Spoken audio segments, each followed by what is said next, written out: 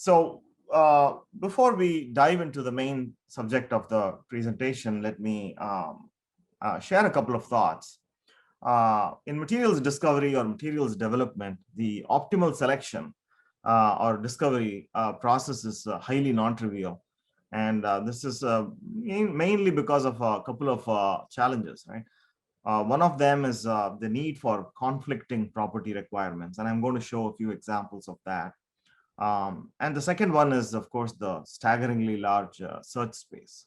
So we are really searching this huge space for very special candidates, depending on the application of interest.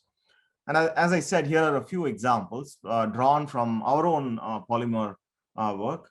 On the far left, you see an example of a capacitor dielectric, which is used for electrostatic energy storage these days